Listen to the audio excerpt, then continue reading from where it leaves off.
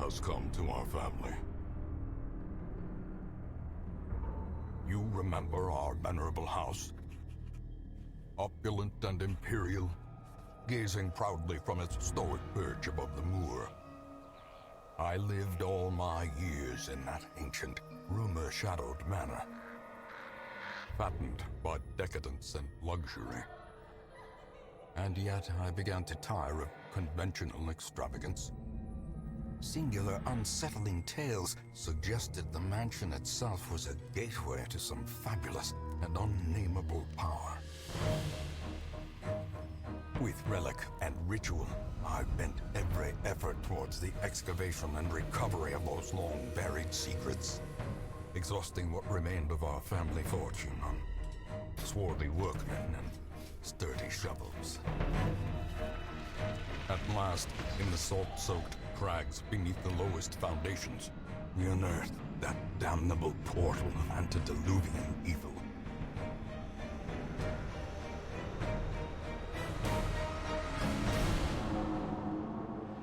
Our every step unsettled the ancient earth. But we were in a realm of death and madness. In the end, I alone fled laughing and wailing through those blackened arcades of antiquity, until consciousness failed me. You remember our venerable house, opulent and imperial. It is a festering abomination. I beg you, return home, claim your birthright, and deliver our family from the ravenous, clutching shadows of the darkest dungeon.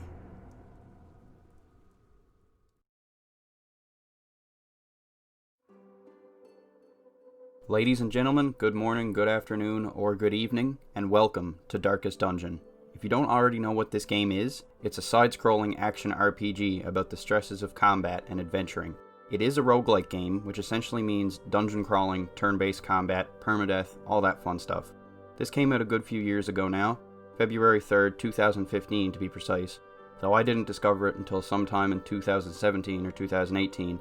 Though I am fairly late to the game, I have been playing it for a couple years now, and in that short time it has become one of my personal favorites. This game is notorious for its dark, grim atmosphere and art style, and its unforgiving difficulty, so much so that many refer to it as the Dark Souls of roguelike games. If there is no risk, there is no reward, and Darkest Dungeon is all about taking risks, knowing when is the right time to play it safe, and when is the right time to throw everything you've got at the game full ahead in the face of death. There are few feelings greater than the feeling of triumphing over the relentless, otherworldly adversities you will face in this game, and that's one of the many reasons so many people, such as myself, love this game, despite its otherwise overwhelming iniquity. Anyways, enough talk, let's get to the game.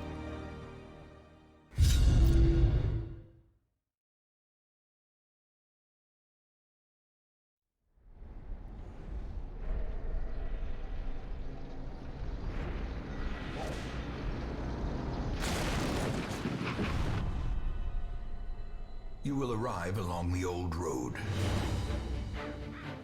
It winds with a troubling, serpent-like suggestion through the corrupted countryside,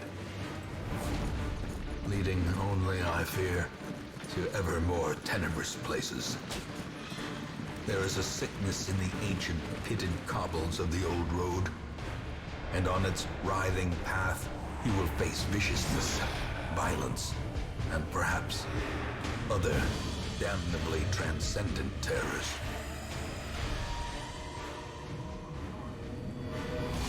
So steel yourself, and remember there can be no bravery without madness. The old road will take you to hell, but in that gaping abyss,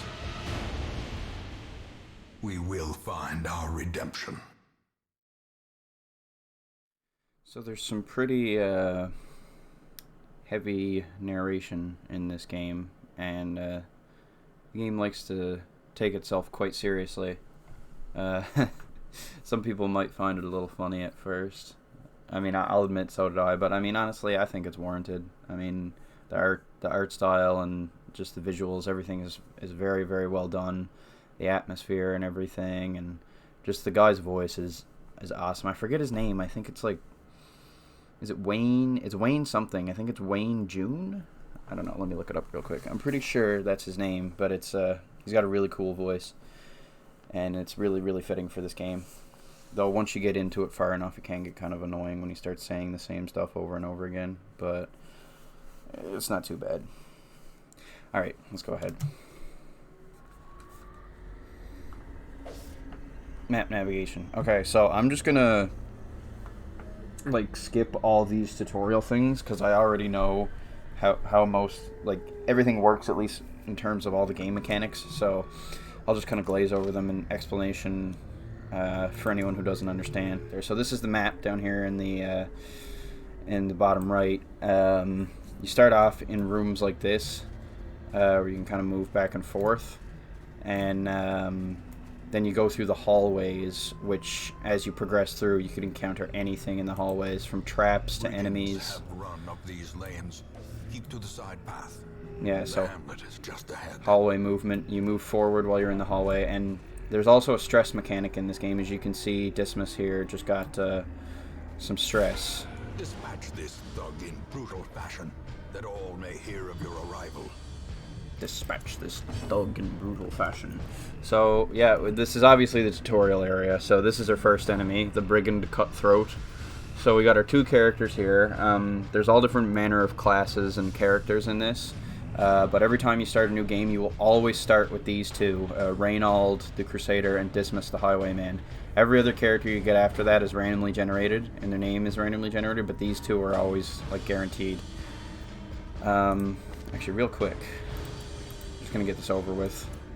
We gotta give, this is the proper Dismas skin. There we go. And we gotta get the proper Reynald one as well. There we go. Alright. Now that the important stuff is taken care of, let's get to fighting the enemy here. So, the Highwayman is like a ranged class, but he also has a blade that he can use. Now, this enemy is a human, so he's really susceptible to bleed. Well, he's susceptible to most things. As you can see, his resistances down there. His resistances are pretty low. And this open vein ability here will do bleed damage, which obviously will do some base damage and then take more of his HP down over time. So we're just going to bleed him. And so, yeah, you can see he's got the bleed and the debuff, so that's, he can be bled even easier now, because he's got a debuff to his bleed resist for 2 rounds. So that's 20% bleed resist for 2 rounds, and -1 speed for 2 rounds. So Reynald, the Crusader here, he's obviously like the tank. So we'll just kill him in one hit with our main attack here. As the enemy crumbles. So obviously there's loot, as you'd expect in a game like this. There's lots and lots of loot. And so there are all different types of enemies. Like there's like monsters, there's humans like you just saw. There's all different, and they all have different like resistances and different abilities, and certain heroes work better against certain ones. So it's pretty in-depth, but so I'll kind of just explain things as they come up. So here we have our first curio. Curios are like interactable objects which can give you loot, or they can give you nothing, or they can give you diseases, or they can hurt you, they can blight you, they can do all manner of things, and certain ones require certain items to do certain things, and then there's other ones that'll just do bad stuff no matter what you do, and so you kind of got to just learn them as you play. I kind of just looked them up. I know most of them anyways, but I mean, some people might think that's cheating, but I mean, I don't really care. Once you start getting deeper into this game, you'll see you really don't care about that. Like, you just want to keep everyone alive, because you're going to be, the one thing about this game is that it's very, very unforgiving, and you're going to be losing heroes a lot. Okay, so Leave nothing unchecked. There is much to be found in forgotten places. So this one, just this tutorial one, is almost always got loot in it, and and these two will be here as well. Send these vermin a message. The rightful owner has returned, and their kind is no longer welcome. Okay, so we've been surprised. So as you can see, our party order has just been messed up, by being surprised by these guys. So what that means is, as you can tell, this is like 2D, so there's different ranks in each party. In the, I think I just struck the mic there. There's different ranks in the enemy party and the friendly party, and certain classes have certain abilities that can't be used. Like, they can only be used if you're in a certain spot. So the Highwayman here, for example, when we fought that other enemy, all these... He was in the second rank, where Reynald now is. There's a maximum of 4 ranks. And he was able to use all these abilities where he was, but now that he's been pushed to the front, he cannot use either of his, like, pistol abilities. So I can only use the open vein with my blade. And Reynald, I think Reynald can still use most of his from the second slot, but Dismas is at a pretty big disadvantage here. And as you can see, this big bitch right here, he actually takes up 2 spaces. So if I had an ability like Open Vein here, for example, it can hit the first 2 ranks. Now you might think at first, well, why can't I hit that guy? Because he's actually in the 3rd rank, because this is a big enemy, so he takes up 2 spaces. But now I can still do Tracking Shot, which is a self buff. This battle doesn't matter too much because it's only a tutorial battle as well. We also have -2 dodge for 3 rounds from that surprise. I'll bleed him, and then we'll switch things up on the next turn. Just get some damage going.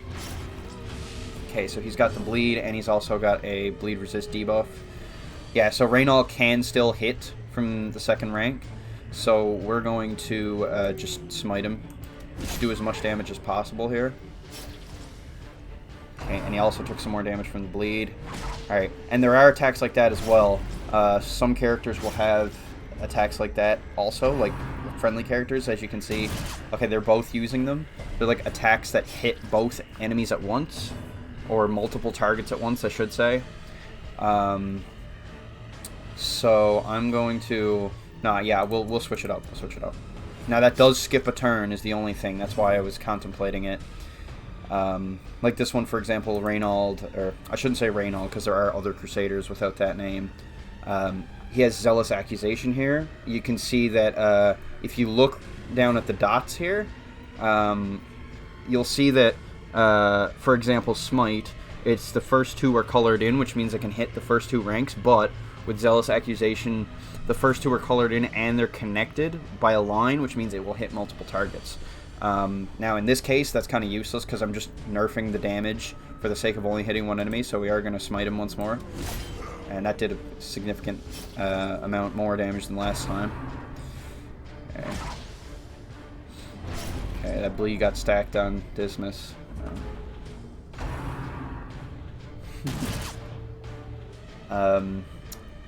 Okay, so now that Dismas is in the 2nd spot, he can use his pistol abilities again.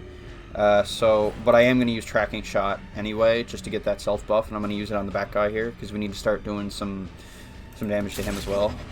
Okay, so now, it didn't do much damage, but I got a really good buff out of it. I got plus 12% damage, plus 6%, or plus 6 accuracy, and plus 4% crit for 1 battle, so that's really good. Okay, so he should probably die from this. Yeah. Prodigious size alone does not dissuade the sharpened blade. Okay, so yeah, corpses. When you kill enemies, they have a chance to leave a corpse behind. They won't always, but most of the time they will. And that'll obviously, what it does is it still occupies the space that they were in. So they can't really hurt you, but like, that can still put you at a disadvantage if you can only hit... Like, Reynald right now, only thing he can do is attack the corpse, which kind of is, you know, less desirable because he can't do any damage to this guy. But you can clear them, and they are, you know, they can be destroyed, and they're much more easy to get rid of than the actual live enemy. But it's just something to think about. So we're just going to shoot him now. Because of the buff, this should do even more damage. There we go. So yeah, we're gonna shoot him again, and there we go. Okay, so we got some more loot here. Now obviously this is just gold, but we have some jade and citrine. These are just, they don't have any use, they're just like commodities which give you gold. As you can see, citrine is 250 each, and Jade is 375 each, so we'll take it. Okay, so we've completed the quest. Now, we can stay in the dungeon. We don't have to leave right away if we want to continue looting and things like that. Now, there is a chest there, so we will continue adventuring. But I do believe this is always trapped. It even says so. Normally, it won't tell you if it's trapped. This is just a tutorial thing. Because sometimes curios can be bad, and they won't have good things, and they'll harm you. But every single time I've played through this and started a new game, this has been trapped. So we're just going to ignore it, but that's just something to keep in mind. And yeah, so we'll just hit the icon up in the left corner here.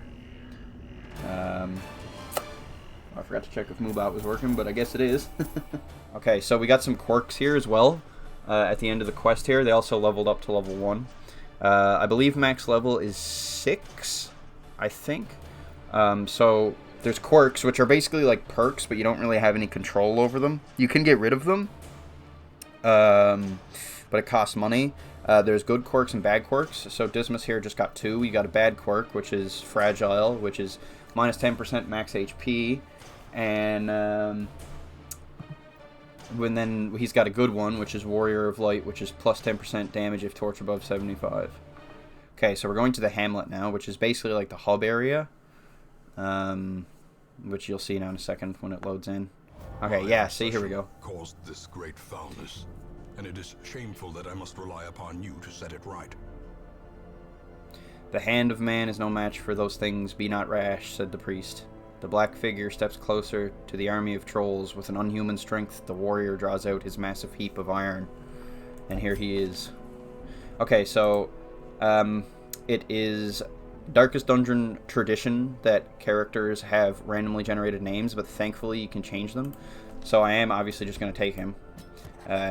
He is a mod character, so because obviously it's Guts from Berserk, so he's not normally in the game, and you can only get him if you're on PC.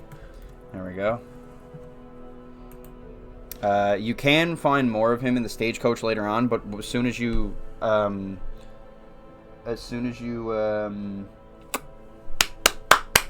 I can't talk. As soon as you install this mod, it will give you 1 Black Swordsman for free, because that's the actual class name. They don't, like, because every character is like a class, like the Highwayman and the Crusader.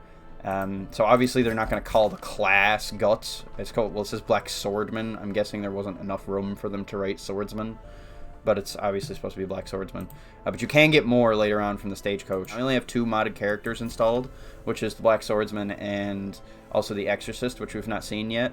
And there's a lot of modded characters, but these 2 are just like, they're really well done, like the art and the animations and everything. Like, you almost wouldn't even be able to tell. Well, this is the stagecoach here. There's all different buildings and stuff now. Now, because we've just started, we don't have access to most of these quite yet. But the stagecoach is open, so every time you leave the Hamlet to do another quest, when you come back, it'll advance a week, and there'll be new heroes here for you to recruit from the stagecoach. So we'll see what we have here. And men, soldiers and outlaws, fools and corpses, all will find. I do have the other DLC mod character I have is the Exorcist. I don't think he's based on any specific character from anything. He's just like an exorcist in the style of a Darkest Dungeon character, and he's really cool. Okay, so the first 2 characters you'll always get, like, after you complete the tutorial, is a Plague Doctor and a Vestal. Their names won't always be set in stone, like Reynolds and Dismas will, but, hold on, I'm trying to think. I always like to try and make a funny name based on the randomly generated name that they have. For some reason, this isn't really funny, but it's the first thing that's coming to mind. I don't know if I spelled that right, but some BioShock fans will get that one. And also we're gonna switch this abysmal outfit. There we go. And so you can see, oh, he's actually started with a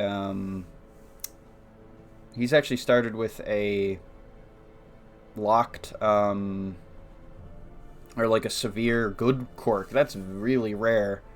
Twilight Dreamer ignores stealth. That's really good. I've actually never even seen that quirk, let alone a severe version of it. We also got Night Blindness, which is minus 10% damage if Bah! If torch below 26, that's not too bad. I don't usually let the torch get that low. And then minus 10% blight resist. That's...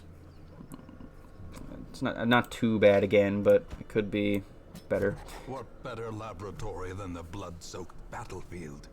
And then we also have the Vestal, which is just like a healer. Vestals are actually very valuable, and I do my best to try and keep them alive. Because, like, they're really the only, like, healing designated character. Like, there are other characters that have healing abilities. Some might argue that the Occultist is a healer, like, and I mean, I guess he is, because he does have a healing ability, but it's like, it's a risky healing ability, because the Vestal has Divine Grace, which just heals, like, and it'll just always heal, like, as you can see here, 4 to 5 points. But the Occultist, which we'll probably end up seeing later, has a healing ability called Weird Reconstruction, where it can heal anywhere from 0 to 13, so it can be really good or it can do nothing, but also it has a chance to bleed the person being healed every time it's used. So, you know, it's a trade-off. So there's really 2 healers, but, like, the Occultist also has a lot of, like, attacks more so than the Vestal does. Now, this Vestal is kind of set up really weirdly. Like, she only has 1 of her 2 healing abilities, and she's got a bunch of attack abilities. So as soon as I get the chance, I'm going to switch all that out. Someone's having fun out there. Id. Okay, this one's a little easier to work with. A sister of battle, pious and unrelenting. Idle. Comedy! You better be laughing. Okay. Alright, so... yeah, the stagecoach is really all we have right now. Embark, yeah, I know. But I will just go over these other few here. Now, this is the Nomad Wagon. Trinkets and charms, gathered from all the forgotten corners of the earth. So there are trinkets as well in this game, which are, like, pretty much just items that your characters can have, which can give them, you know, like, little stat boosts and whatnot. I've never seen any good trinkets in the Nomad Wagon. Now, I've never upgraded it that much either, but, like, I've seen other people playing even with fairly decent amount of upgrades into it, and they still didn't get very good trinkets, like Move, Charm, Common. I mean, that's, like, it gives you 20% move resist, which means getting moved around in the ranks in your party, but it's -1 speed. Like, that's not really that good. It's not worth the trade-off. Snake Oil is -10% stress. Like, that's okay, but it's expensive. Like, if I picked that up, I'd keep it for a low-level character, but it's usually you'll just end up selling those trinkets anyway. In time, you will know the tragic extent of my failings. So this is just where you can come back for the cutscenes and everything, and then this is the graveyard. Most will end up here, covered in the poisoned earth, awaiting merciful oblivion. Yeah, so characters will die in this game, and they will die often. That's why there's always new ones coming in the stagecoach and stuff, but you want to start, like, upgrading all your buildings and stuff to keep the heroes coming in at a higher level, because the game won't wait for you. A mecca of madness and morbidity. I'm trying not Your to work begins. I'm trying not to cut off the narrator. First thing I try to do is get the requirements to upgrade the stagecoach to have higher level heroes coming in. But that's with time. So right now all we can do is just do another, or really not another, but our first actual dungeon. So it's in the ruins. It's short in length, so there will be no camping phase. It's Apprentice level 1, and the objective is to explore 90% of rooms. So our rewards are 3,000 gold, 4 crests, which are these are 4 heirloom currencies, which are used to upgrade the various buildings and stuff at the hamlet, and then we just have a trinket here, which I'll probably just end up selling, honestly. Okay, so I can't really change anything about Idle's skills right now, because I don't have the necessary buildings unlocked. But she does have Divine Grace, which is mainly what we want from a Vestal. So I'm going to put her in probably the last slot. And then we'll put Fontaine here, probably in the third slot. Yeah, because he can use his Plague Grenade and his Noxious Blast. This is a decent build, but not my preferred one, but we'll use him anyway. And then, so we have the usual suspects here. certain party combinations will have little nicknames. Obviously, ones including DLC mod characters won't, but I am actually going to take Guts, I think.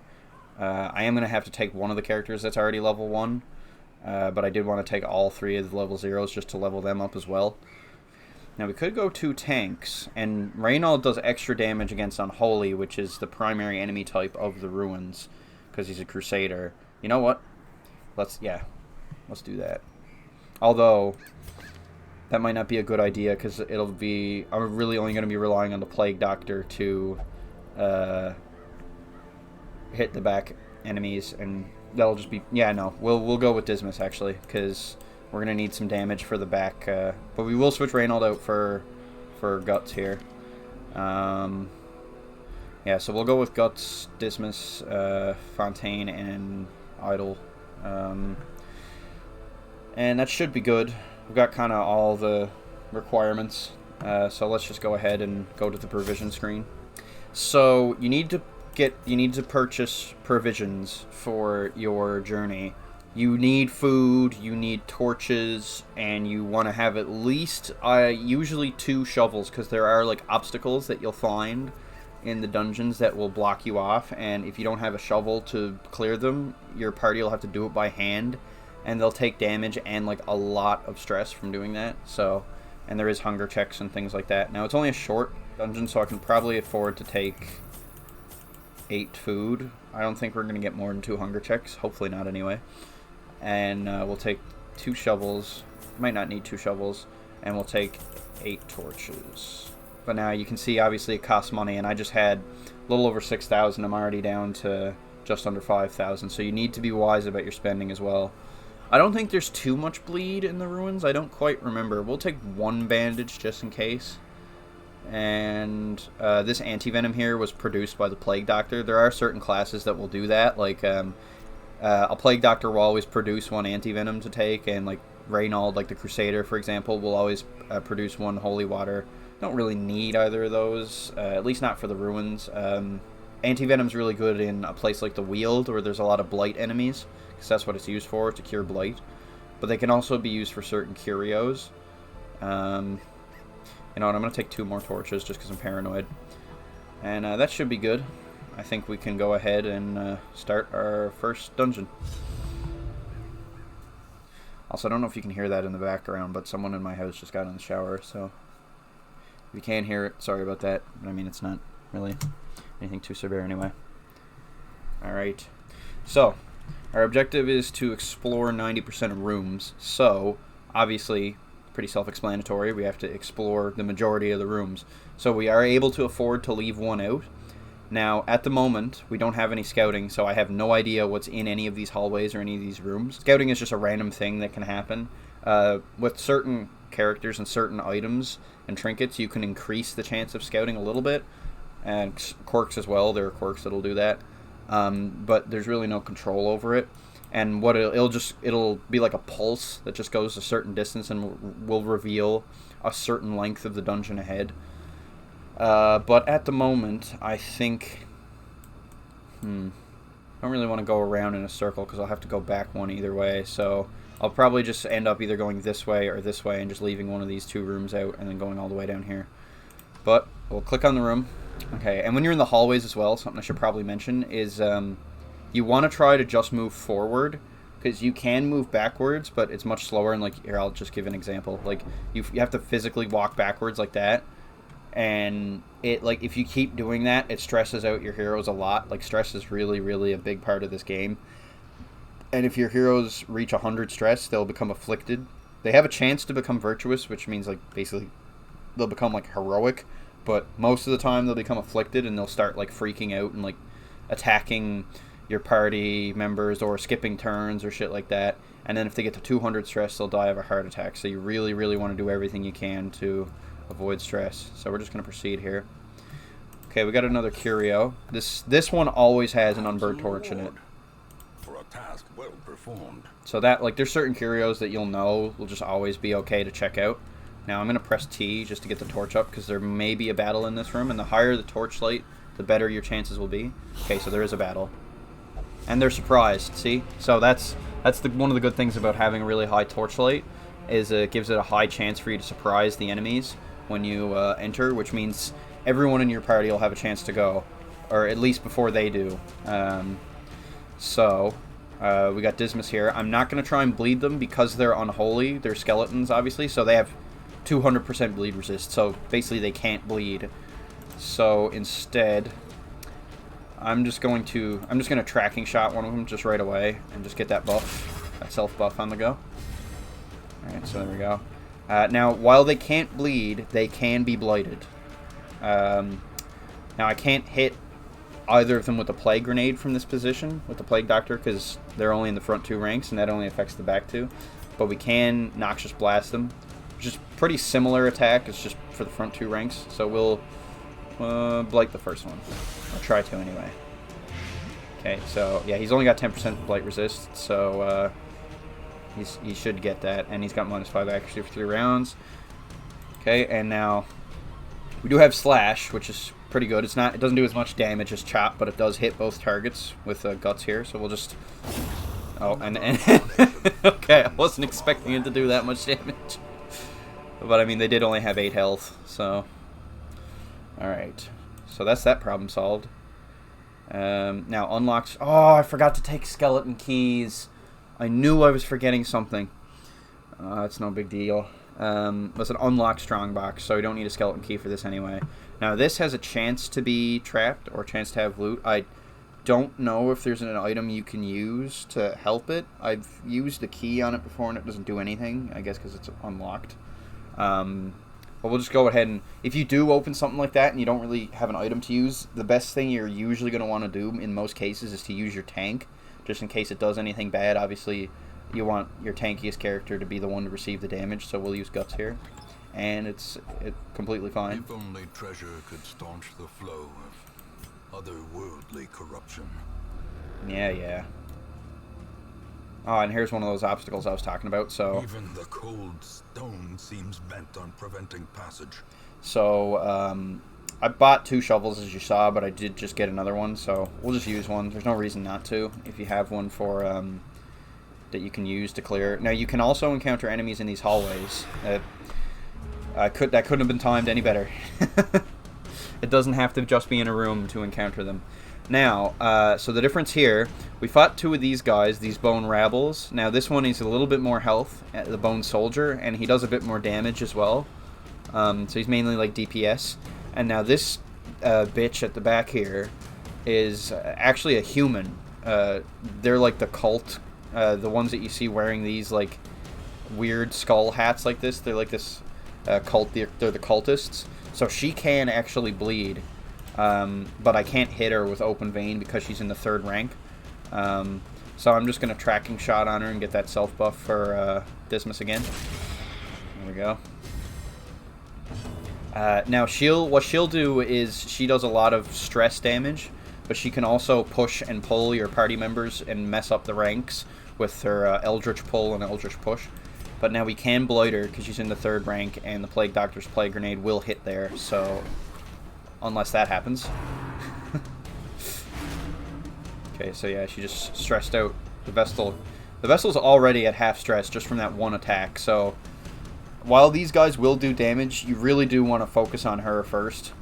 Now, there's not really anyone who needs to be healed right now. I am down 1 health, but this Judgment attack, which I'm going to use on her, will also heal me 3 points, so... Best thing to do in that situation. Graveyard Slash. Okay, Guts will chop them. And executed with impunity. And you can, from doing like powerful attacks and stuff like that, will also lower your stress. Like that light you just saw over Guts' head, that means he got a bit of his stress reduced. So we're just going to try and blight the back bitch again. She resisted it again. She only has a 20% blight resist. Alright. Let's heal Dismas. There we go. Probably didn't need to, honestly, but... Alright, now Dismas, you finish her off. There we go. Surges as the enemy crumbles. And... Guts. Oh, you missed! You hit the corpse, but you missed the living one. Come on, man. You can't be letting me down like this. Alright.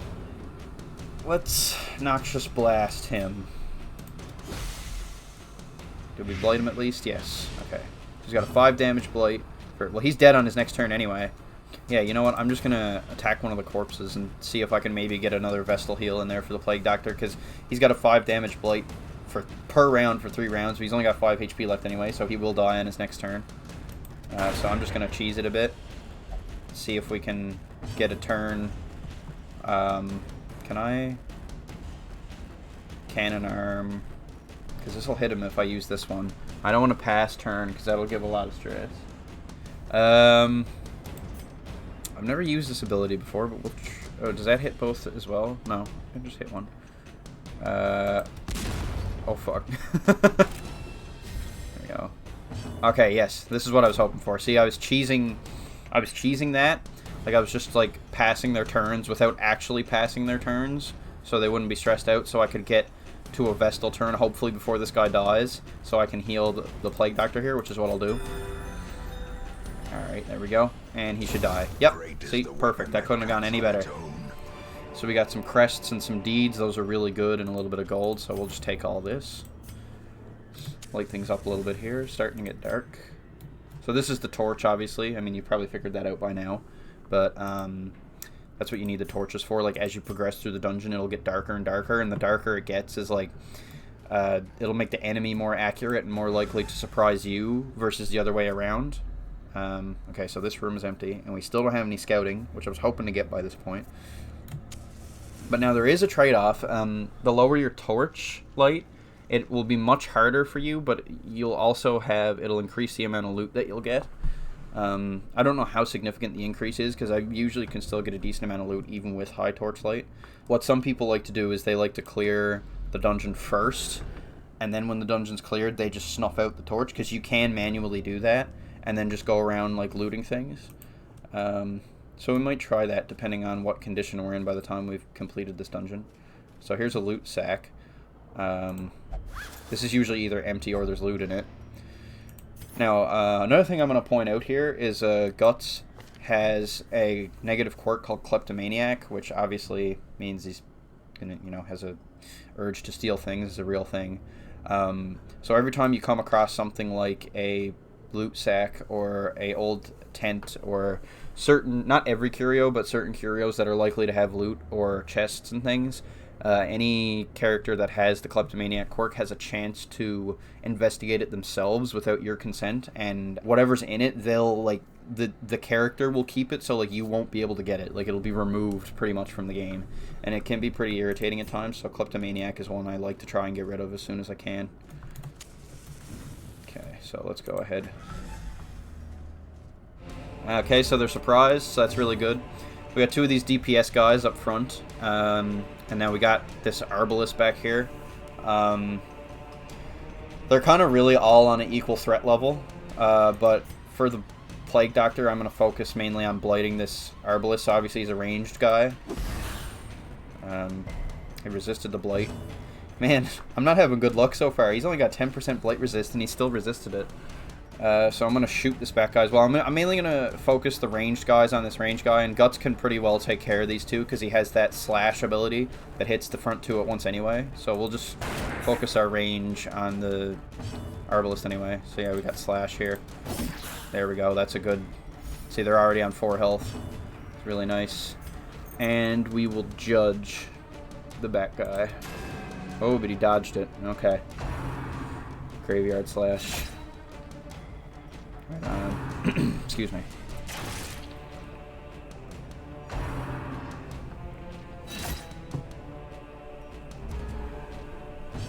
Right on. Okay, so I should have done the self buff first, but I'll just do it now. Little track shot on the Arbalist. Give us that buff. Alright. And they really do not like the Highwayman. Oh man. Okay, I'm gonna try to blight that Arbalist again. Hopefully he doesn't... Okay, he didn't resist it this time with his 10% blight resist. Alright, and Obviously, Dismas needs some pretty urgent healing, so we're going to heal him. He's getting really low on health. Okay, finally they're focusing on someone else for a change. Now this should kill these two guys. There we go. Or, well, one of them at least. Alright, we'll stack the Blight on that Herbalist. There we go. So now he's got an 8 damage Blight for 3 rounds, so he's dead on his next turn. Dismas. Actually, you know what? Let's just finish in style here. There we go. Give them no quarter. There we go. Got some busts, some gold, and some jade.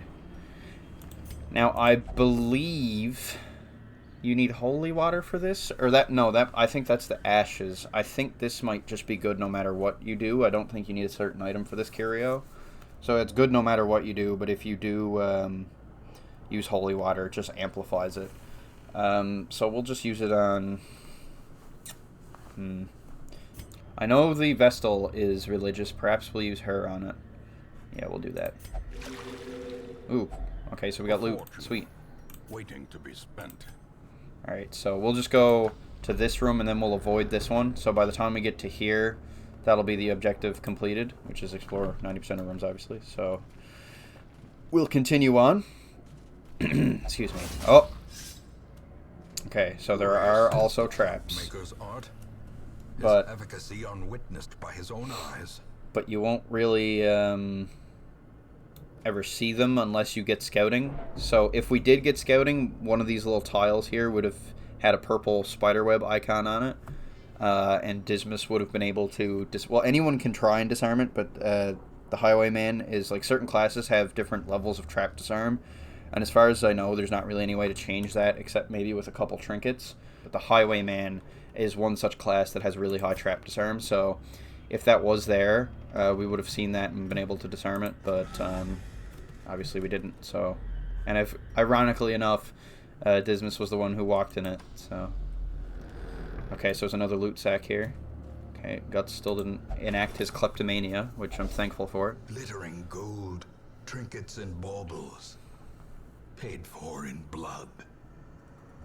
Okay, so anyway, this is the blood. The blood is basically, there's in one of the DLCs for this, because I do have all the DLC as well, called the Crimson Court. You go to the courtyard and there's these like mosquito-esque, like mutated, like bug people, and every one of them, especially there's a certain one that's really bad for it, but pretty much all the enemies in the courtyard have a chance to give you what's called the Crimson Curse. And it's basically like your character's turning into a vampire if they get it, but they also, like, they won't turn completely into a vampire. Like, instead of turning all the way, they just die. And the only way to, like, satiate it is with the blood. And to, like, kind of prevent them from dying and to, like, keep it at bay. I think it's stupid, personally, but I mean, we'll take it anyway, because if we ever do the Crimson Court, we'll need it later on down the road. Now the blood is one item that like when you pick it up in dungeons, it will remain for you to use in later dungeons. Like in the provision screen, you'll be able to just take it with you, so it's not something like you have to find while you're on your way. Okay, and here's our first hunger check. So I mentioned that at the start. I only bought 8 food, but we did pick up some additional food back there a little while ago. So we'll eat 4 food and gain some health. And because we're almost done, I'm actually going to give Dismas a little bit more food just because he's so... just to catch him up a little bit on health there. And we'll keep 8 for... yeah, just in case we explore after. Alright. Here we go, scouting finally at the end of the dungeon. So we got a room battle with treasure. So we'll do that next battle, and depending on what kind of shape we're in after that, I might go back and check out this last room. So we'll see what happens here anyway. But we actually did get scouting, so now we know that there's nothing in this hallway except for one obstacle at the end, but we still got 2 shovels, so we'll be able to deal with that. But just to kind of expand on what I was saying about hunger there a minute ago, if you don't have any food when a hunger check occurs, your heroes will just be forced to starve, and they'll take damage and also like a lot of stress. So, yeah, alright, the torches. Let's just make sure the torches full up here for this last battle. The path is clear. We require only the strength to follow it. And this is probably going to be a full party battle, so just want to make sure we got full torchlight here. Alright, let's go into it. Yep, okay, so we got a very colorful cast of characters here on both sides. So, just a quick overview. The Bone Defender is pretty much a tank. He's like their tank. The Soldier is their DPS guy. The Courtier here is a really, really slippery little asshole who I'm going to focus most of my firepower on straight off the bat. Because he's like pretty much the unholy equivalent to that occultist acolyte bitch we saw a while back. Like, he does lots of stress damage and shit. But he's really slippery too, because he has 13 dodge, which is really high. And obviously the Arbalist is range DPS, but I'm going to focus my main efforts on him at the moment. And now, thankfully, the Plague Doctor's Plague Grenade is a multi-hit ability, so it will hit the back two, but I'm mostly concerned about the Courtier there. Okay, so they're both blighted, so that's good. I see he's already on half health, so that's really good. And that's his main attack, the Tempting Goblet. As you can see, it does a lot of stress damage. Coral, oh god. Okay, well, she dodged it. That's good. Alright, now, Dismas, you're gonna... Actually, I'm not even gonna bother tracking shot just yet. I'm just gonna try and get rid of this guy. And he dodged it. Okay, I should have... But, there we go. Oh, Dismas, you're on a roll, man. Well, I mean, you missed, but you're on a roll with those dodges. Keep it up. Alright, we're gonna heal him because he's the lowest of the group right now. There we go. Alright, Guts, you're just gonna really... Actually, you know what? Can I... Damage plus 30%, armor piercing, bypass, stealth. You know what? I'm just gonna blow that guy up.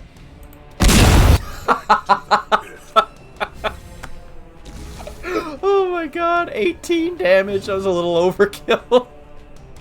But you know what? I'm not even fucking mad about it because that was... Oh, I hate those fuckers, those little courtiers.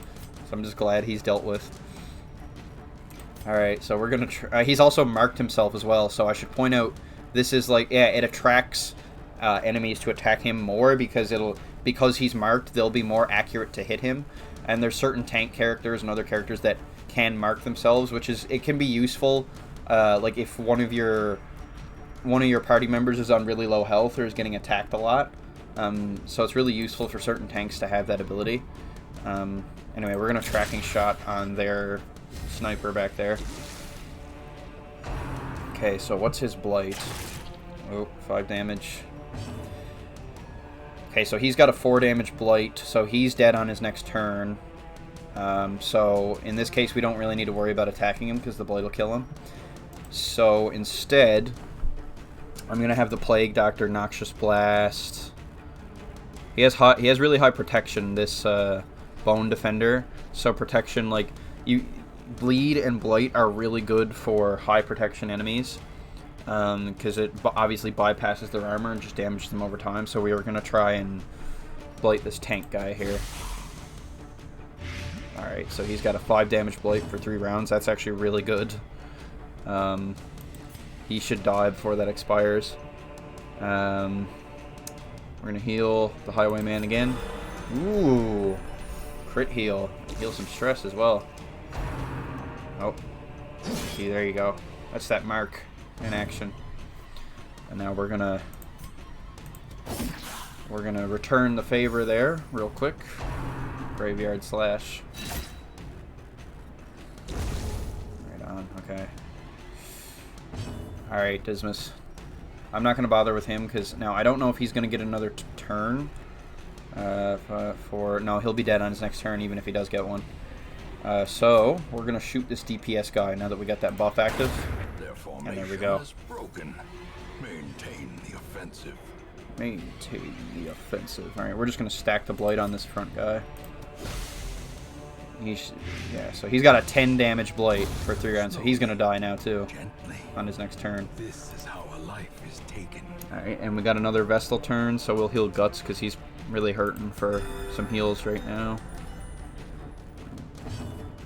And is there any way I can use a brand of sacrifice, which will self-heal 6 HP. Mark target. It does give me 6 stress, but that's nothing. Debuff self.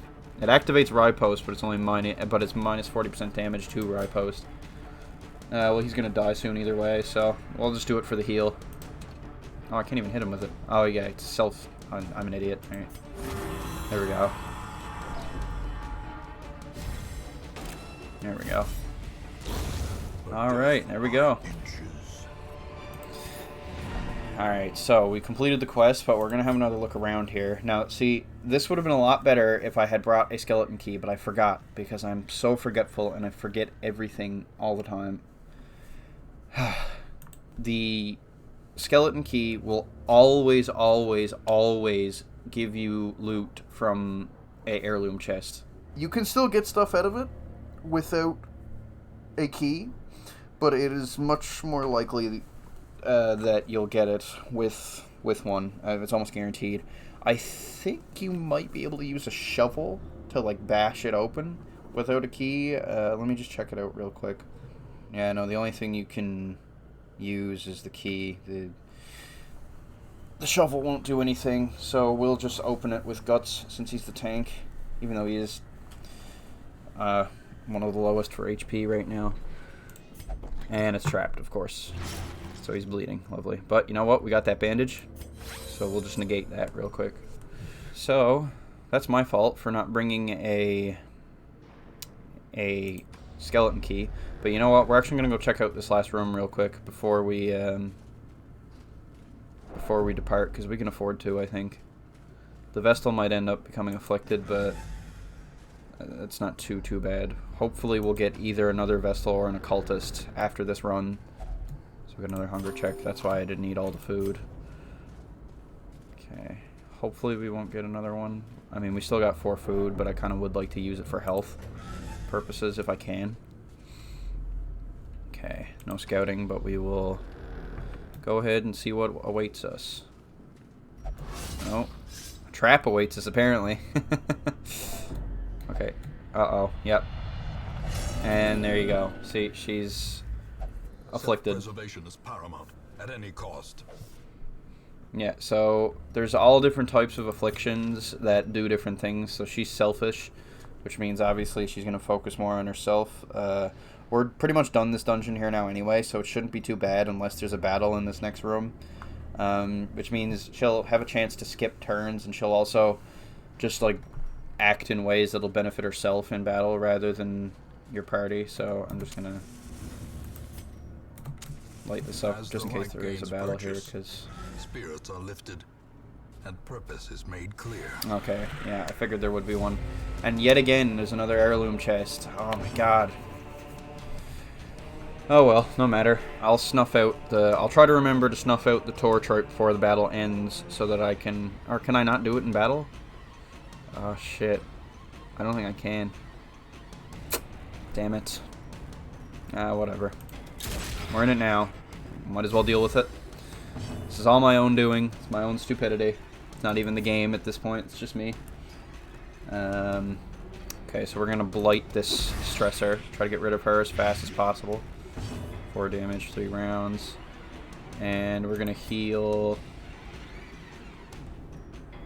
We'll heal the Plague Doctor, because Guts can afford to take a few more hits. Okay, now we'll just do some damage straight off to these front guys. Okay, we've almost got the soldier gone, so that's good. Stressful incantation. Okay, so we're in for the old gods. Okay, they're really targeting Guts, and he's not even marked anymore. Woo! Stressful incantation. Oh god. Okay, she dodged it. That's good. Oh man. Oh my god. Terrible assault cannot be left unanswered. Overconfidence is a slow and insidious killer. Alright, you know what, actually, since this should hopefully take care of at least the back 2.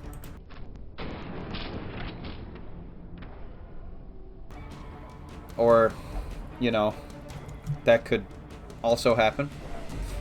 And so she'll do that shit too. I forgot about that. They'll like start, when they're afflicted, they'll start like insulting each other and like stressing each other out, and it sucks.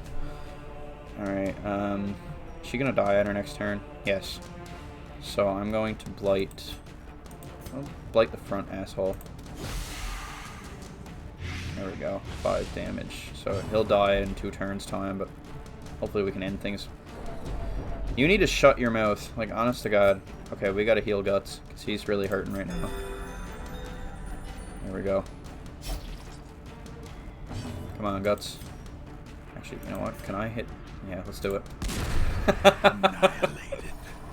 Oh, I love that. Oh, that's awesome. Love that cannon arm. Alright, let's blight you. You need to join the blight club. Come on, man, it's fun. Okay, so they're both dead on their next turn. See if we can get another heal in there. I doubt it, but... The slow death. Oh, sweet, we did. All right. Unforgiving. Okay, I was hoping for a crit, but that's better than nothing. Alright, here we go. Onslaught. Destroy them all. Okay, what's his debuff? Plus 20% stress. We'll use a medicinal herb. Medicinal herbs can be used to remove debuffs, but they can also be used for certain curios, but they're not really worth anything to keep for after the battles, so I'll just use one on him. Try and open this chest again. I'm actually going to get Dismas to do it because he has more health. Oh my god! See, it's a good thing I did that anyway, because I would have stacked that bleed on Guts. Okay, there's no reason to stay here anymore. And yeah, now you give me scouting. Well, we'll check out this curio in the hallway, and then we'll leave. Okay, we got loot, and let's see. Oh, I should have snuffed out the torch. I can't remember anything. And oh, now it must be carried home. Oh, this game really doesn't like me. But we still did okay for loot. I mean, we got a decent amount of loot. And what's coming up here under the collected treasure does not... Like, so we got 3,040 gold on top of the 3,000 gold we got from the quest reward. So that's still pretty good. Like, that's still not bad. And we got this dodge stone, which will probably sell for a few thousand. So, or at least a few hundred, if not a few thousand. And we got a decent amount of heirlooms. So overall, it was a pretty successful run. The game was just being really cheeky with me there in those last few rooms. Okay, so let's see. Guts has become resilient, so he's got plus 10% stress heal received. So that's pretty good, I guess. And then we got soft, which is minus 5% max HP for the Vestal, and pious, which is benediction, plus 25% healing received, and ashes to ashes, plus 25% stress heal received. Okay, so that's actually for the exorcist class, the mod class that I have.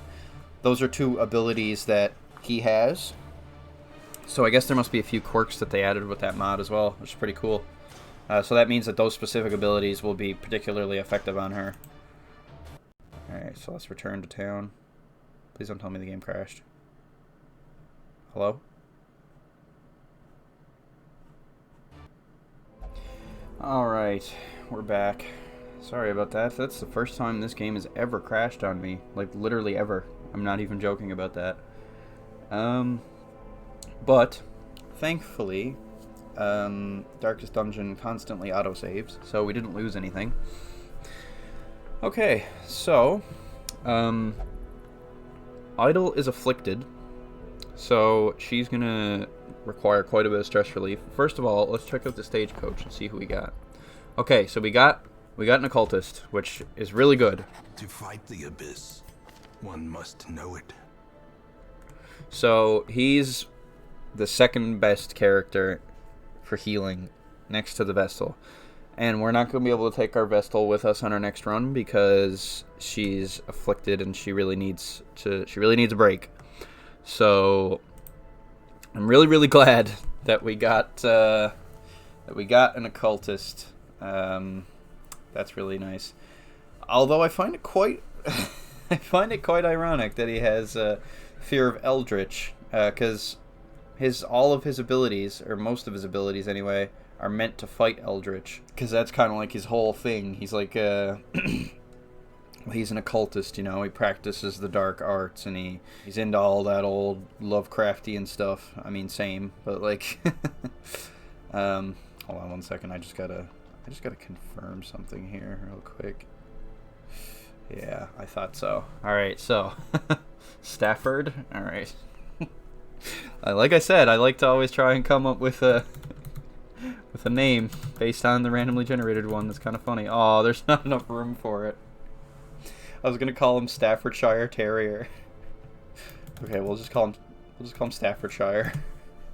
All right, now he's got irrepressible, so that's plus 5% virtue chance, which is all right. That means when you reach 100 stress and you're about to become afflicted, you have a slightly higher chance to become virtuous instead, which is like the opposite. You become like super heroic and shit. Warren's Scrounger, plus 5% scouting chance in Warren's. That's really nice. I always like anything that'll give me more scouting chance. If you build up a team that's got like a lot of scouting chance in the same like area, and I think you can get some trinkets for it too, but even just that, like, and you go into that area, like, you'll get scouting a lot, like, and it's really, really useful. He's got weird reconstruction, which is the main thing we want from him. I usually like to have at least one of these 3 abilities that are locked, but it's okay, because, I mean, these ones are alright. We got Daemon's Pull and Hands from the Abyss, and we got Sacrificial Stab, but Weird Reconstruction is the main one that I want. Now, he's good in the second slot with this particular build, which is kind of weird. I usually have my occultists set up to either be in one of the back 2 slots, but we can work with it for the time being. And we've also got a Grave Robber. I have not really used the Grave Robber that much, I have to say. Now, she's also set up to be in the second spot. I really can't tell you much about her, like, because I really have not used her much. So there's only one ability of these 4 that she can't use from the third slot, which is Shadow Fade, which is a stealth self. What? A stealth self? A self stealth. But the other 3 can be used from... We'll take her anyway, just to start having some more options to choose from. To those with a keen eye, gold gleams like a dagger's point. Alright, so we've unlocked the tavern. Fresh kegs, cards, and curtained rooms promise solace to the weary and broken alike. So this is a stress relief area. Now this little asshole right here is one of the most annoying parts of this game. This is the Caretaker. And now the Caretaker is... okay, I'm going to get my cursor off him because he's not going to shut up if I don't. The Caretaker is, well, he's the caretaker of the lands and the hamlet. But he also likes to indulge in the various stress relief activities that you have available to you. And he's in a different one every week. I don't think he's always in one of them, but most of the time he is. I could be wrong about that. Maybe he is always in one, but I think there are times where they're all free. I'm not sure. I could be wrong. But, so, he's in the gambling hall, which for me isn't that bad. I try to avoid using the gambling hall because while it does give stress relief, there is a chance that your money can be subtracted because like the character will lose money. So I try to avoid using that one if possible. So in the tavern, there's 3 main, I guess you could say, attractions. There's the bar, gambling hall, and then the brothel. I mean, they're all pretty self-explanatory. And each one is increasingly more expensive. And so naturally, each one is more effective in its potency to treat stress. Now, as you can see, there's also slots that are boarded up here. Now, these can be opened up as you upgrade the different buildings and things. You can reduce the cost of treatment, and then as you get through the upgrades, you can open up more slots. Now, I haven't got far enough to encounter this, but I have heard there's another character like the Caretaker. I forget what he's called, but he comes in later on when you start getting lots of upgraded, like lots of open slots to kind of negate it a bit and like balance it out more. And so this is what I was talking about before. These different heirlooms, like deeds and busts and things, are needed to upgrade the various buildings. Like certain ones have different requirements. Like the tavern has requires portraits and crests. We've upgraded. We've unlocked the abbey. So The cobwebs have been dusted, the pews set straight. The abbey calls to the faithful. And so the abbey is obviously like the church. So that requires busts and crests to upgrade. Now there's 3 here as well, just like the tavern. We got the cloister, which is meditation, transept, which is pray to a higher power, and then penance hall, flagellation brings absolution. So there are certain characters, like for example Reynold, he'll always start with these 2 quirks, these negative quirks. I don't know what I just tried to say, but it wasn't English. Let me try that again. Okay. These 2 quirks, he has God-fearing, kleptomaniac, we've already explained that one, Guts has it as well, I mean it's self-explanatory now. God-fearing, he will only pray for stress relief, so I'll show you here. So we got meditation and flagellation, so if I try to put him in the other 2, the light of prayer is all I need. He will refuse any other stress treatment, he will not go anywhere in the tavern, he will only go here in the transept. Now I'm not going to put him there because his stress is really low and I'm going to take him into the next dungeon.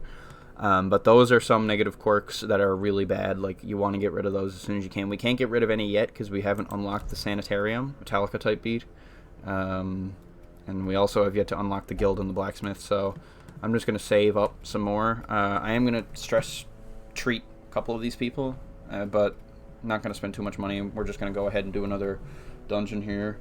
But obviously Idle is definitely going to need some stress relief. Now, I'm not sure, but I think where she's religious, that if you put religious characters into the Abbey for stress relief, the stress relief will be more effective. So because she's so stressed out, I'm going to go ahead and put her all the way into the Penance Hall, which is the most powerful of the 3, and she's a religious character, so hopefully she'll get most of her stress gone by the time we come back.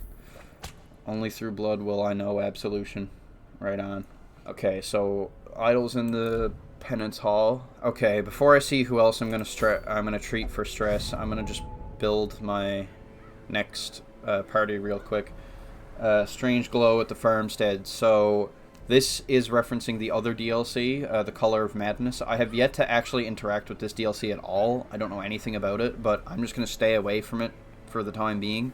We'll probably explore it and dabble in it later on down the road, but for now we're just going to leave it alone. So Guts, Dismas, and Fontaine are all pretty stressed out, but I'm going to have to end up taking at least one of them now. Staffordshire here is going to be good in the second spot, and we're going to want to take him as our main healer. I didn't name this grave robber Gresslet.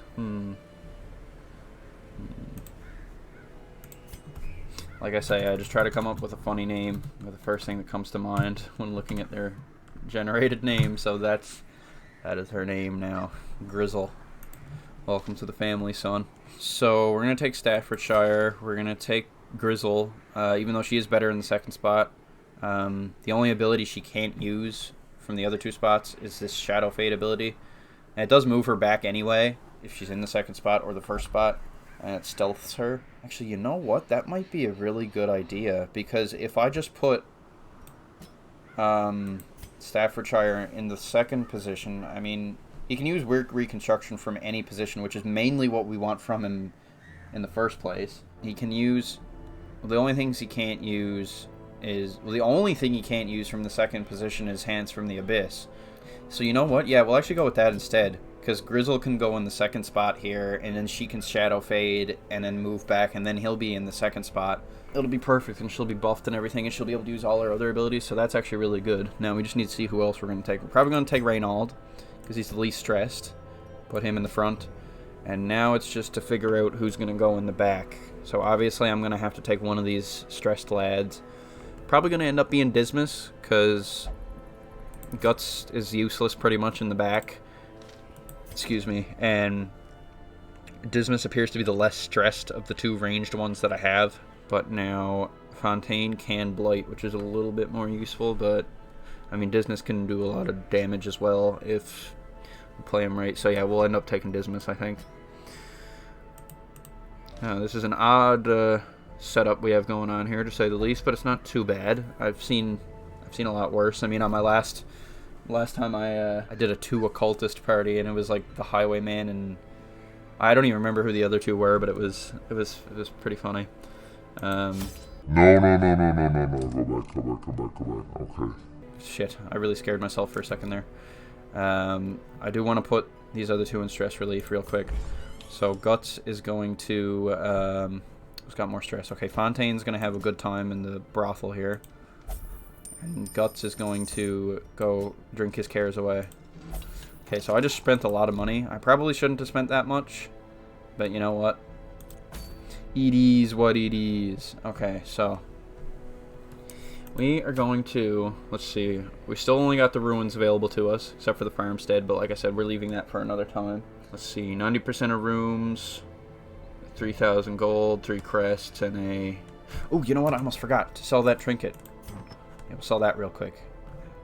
For 750. Alright, yes. There we go. So we got a little extra cash now. So we got that one. We got complete all... or defeat all enemies. Wait. Where did it say that to? Oh, that was down here. Okay. Yeah, I forgot you had to click on it.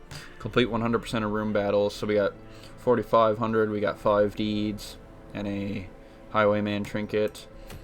2 busts, 4,500, explore 90% of rooms, and 5 deeds. Complete 100% of room battles. But these are medium length, which means there will be a camping phase. Oh, they're both 5 deeds. Okay. Plague Doctor, 40% blight skill chance. But it's got minus 15% max HP. I mean, I could sell it either way. I am gonna go for one of these ones with the 5 deeds, because I do really want those deeds. And I mean, I can sell either of these trinkets, it really doesn't matter. And I mean, they're pretty much identical otherwise, so yeah, we'll just go for one of them. Now, this is a medium level dungeon, which means there will be one respite phase, or camping phase, whatever it's called. I'll explain more on that when we get to it. But we're going to provision now. Now, first of all... Yeah, firewood and camping. Yeah, camping is what it's called. Okay, so I guess the grave robber must provide a shovel, which would make sense. And so the crusader provides holy water, like I said. First thing, I'm going to buy one of these. I'm going to buy 2 of these. I'm going to buy 3 of these. Because I forgot to do so last time, and there were so many situations in which I should have had one. We're going to buy another shovel, but I'm only going to buy one since I already have one from the grave robber, and they're quite expensive. We'll buy some food. We're going to buy more food this time because it's a longer dungeon. We'll buy 4 more just to be sure. 8. We'll buy 4. That should be good. And, not forgetting anything. We'll bring 1 bandage just in case. Actually, we'll bring 2 bandages because of the occultist's bleed. Okay, so we're really low on money right now, but hopefully we'll get a lot of loot from this run. Brought those skeleton keys, so that should help. Lots of food, lots of torches, 2 shovels. Hopefully it'll be enough. 3 skeleton keys, 2 bandages. Alright, let's do it. So this time our objective is to complete 100% of room battles. Okay, so this time our objective is not to explore 90% of rooms, but to instead clear all room battles. So there will be battles in the hallways as well. Obviously, it's only counting room battles that take place in these rooms. So this is not too oddly laid out, but somewhat of an inconveniently laid out dungeon. We're going to have to enter a lot of these side rooms, which is going to take up a lot of time going back and forth between them, unless we get some scouting. Hopefully we will, but I'm not holding my breath for it. We'll just go ahead and move forward here, starting off. Okay, we got a loot sack up ahead. It's empty. Alright. Better than a trap. Yep. See, that's a... Reynald's got a positive outlook. Okay. Are you kidding me? Reynold, you just had to say something, didn't you? Okay. Now this, I know if you use holy water on it, it can give you something good. So we'll just do that right away. Valuables remain. Yep, some loot. See, look, that's already some good loot straight off. That's 375, and that's 2 of those. And we got 250 and then 750 for the emeralds. So we'll take all of that. Oh my god. That's so ironic. That's so funny. Just Reynolds tries to open the sack of loot. There's nothing in it better than a trap. Literally like one step further, the occultist steps in a trap. Right. Room battle? Nope. Oh, we got scouting though. That's what I was wanting. Okay, so we got a room battle up here and a room battle up here. Okay, so we do have to do these two. Hopefully by the time we do this one, or this one at least, one of these, we'll get some more scouting to reveal this one, but because we got 2 ways to check anyway. So hopefully it'll reveal at least one of these, but we got at least some scouting. That's what I'm happy about. Okay, I didn't mean to do that. Hold on. Go on. So now, this is what I was talking about earlier. You can see there's traps on the map now, so we can actually physically see them on the ground. If they're not picked up by the scouting, we will not see them, and we'll just walk right over them. It appears as that purple spider web. Now, as you can see, each hero has got a different amount of trap disarm indicated by these icons, which you can inspect here. Now, the Highwayman and the Grave Robber both have 90%, so they're the best to use to disarm the trap. But because the Highwayman has higher stress than the Grave Robber, I'm going to send him to do it, because when they do successfully disarm it, it gives them a stress relief. So for that reason, we're going to have the Highwayman do it. Alright, sweet. There we go. Alright, now we got another curio up ahead. I'm just going to ignore that one. I don't know if there's anything good you can use on it. I don't remember, but I've never had anything good come out of it, so. And there's also no other battles up ahead except for these room battles, because the scouting has shown us that. Like, if there was a hallway battle, it would appear as like a little red square with 2 crossed swords.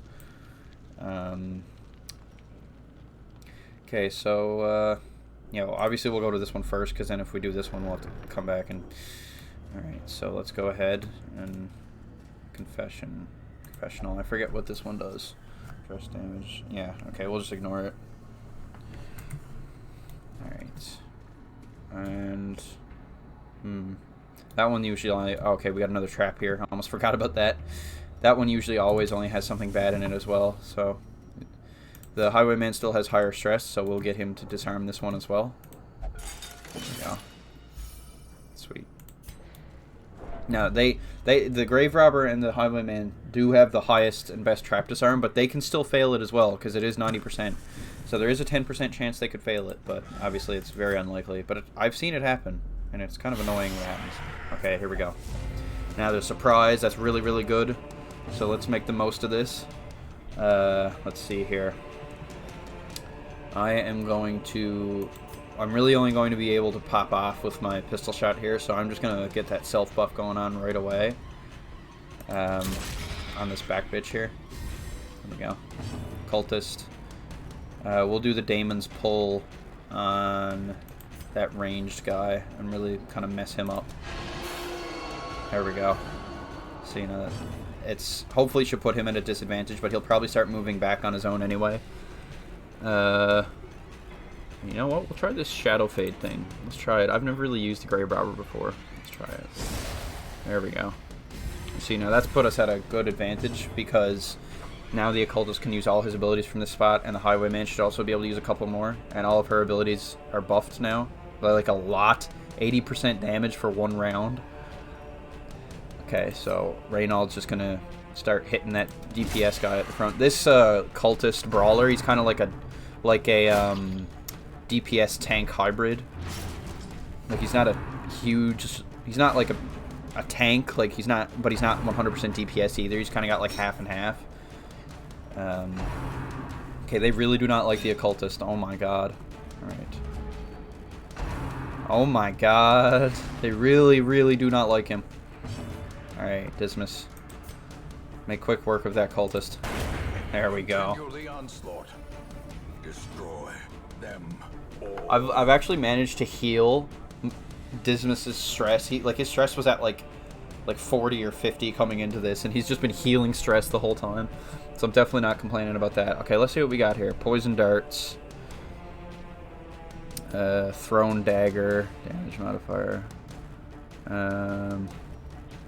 Flashing daggers. Debuff target.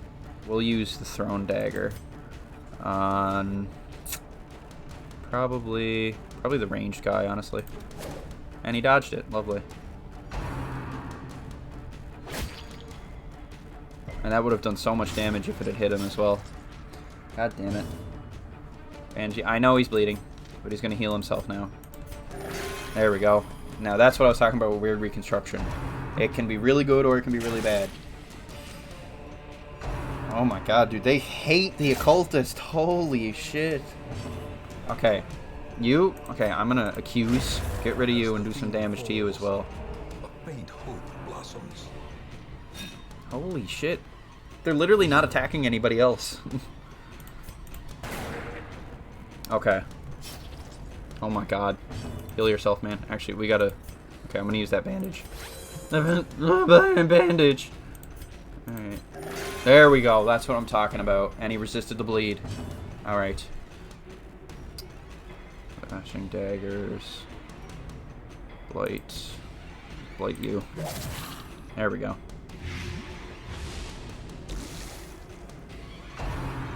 Dude, why are they attacking the occultists so much? They literally have not attacked anybody else. Bitch. Die. Give them no quarter. Heal yourself, man. I'm not losing this occultist straight away. I just got him. Yeah, which one does more damage against Blight? This one. Hit him.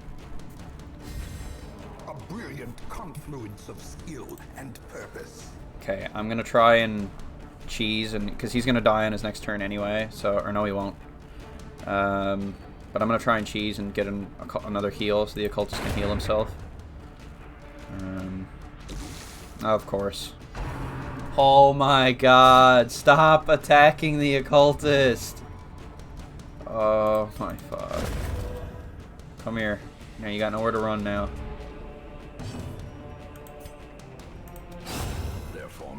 Holy shit, dude. They did not target a single other person for the entire battle. Like, oh my god. Okay, well, you know what? I don't even care. We're gonna have some hunger checks, but like, dude, that was actually ridiculous. That's what I'm talking about, though. Like, with this game, sometimes it's just, like, it just slaps you around like a little bitch. I'm gonna use it on the occultist because he's been punished so much. Protects the hero with... Yes. Sweet. Awesome. Alright, so let's head back.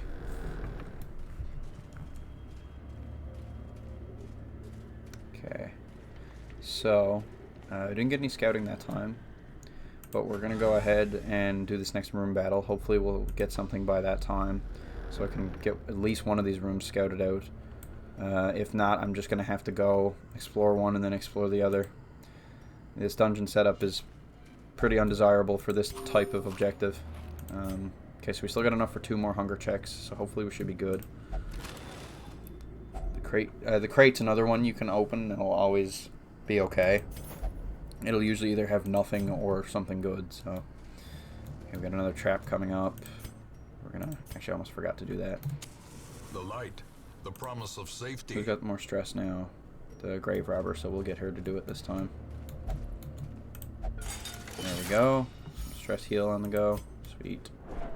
Alright, let's go do this next battle. Hopefully, these enemies will realize that there's other members of my party besides the occultist, because that was... Oh my god! Why is this happening? They're literally only attacking him. Okay, you know what? Okay, we just gotta heal him, like, honestly. He resisted the bleed. Okay, sweet. There we go, finally! Shit, man. You probably can't even reach the occultist. I say that's the only reason he didn't go for him. Eldritch push. Uh-oh. Okay, this isn't good. Get that self buff. There we go. Shadow Fade's the only thing I can really do. Can I... Well, it'll do the same thing anyway, so yeah, might as well. Even though the occultist is going to be pushed to the front for a time. He should be okay. Alright, Reynold, you start dishing out that damage, boy. There we go. Axe Blade. Yes, please. Throw some damage at the tank. Damn. Alright, I'm gonna shoot at this bitch. There we go. Get rid of her. Nice, nice, nice. Run for the old gods. Okay. Reynald's still holding fast. Tempting Goblet. That's right. That's what we want to see. Alright. I'm just going to actually switch. Switch it up here. Okay, now. Please hit, because this will do so much damage if you hit it. There we go. Or I guess it could just do 7 damage. Whatever. She's supposed to have more damage when she's stealthed, but, I mean, you know, it is what it is. Hopefully, how much health has he got? 5. Yeah, we'll do it. There we go. That's what I was hoping would happen. Take out the front guy and do some damage to the back one. Or the second one, I should say. Okay. There we go. Thank you for reverting my party to the default party order. Okay, we're gonna take out this stress guy. Another one falls. There we go. Okay, I'll see if I can... if I can blight him. Because he does have that high protection, so we're going to want to get some idle damage going on with him. Reynald should be able to finish him off. And there we go. Sweet! Alright, so that went... in my opinion, that went much better than the previous battle. Okay, here we go. Now that I didn't forget the skeleton key, we can use one of these on the heirloom chest, and we'll get some loot. I don't know why I said loot so many times, but... And we're getting a lot of deeds, which I'm really, really liking. I mean, we're going to get some deeds from the quest rewards anyway, which is why I chose this one. And yes! Oh my god, yes! Oh, I was so hoping for that. Oh, thank you so much. Now I don't have to go there and waste a trip. And, oh, look, I would have had to waste a shovel as well.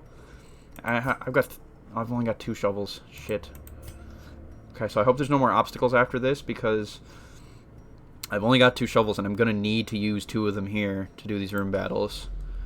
So hopefully either there's no more obstacles or we can pick up another shovel. Alright,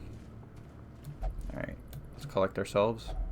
What? Even the cold stone seems bent on preventing passage. We're running low on torches. I may have underestimated how many torches we needed.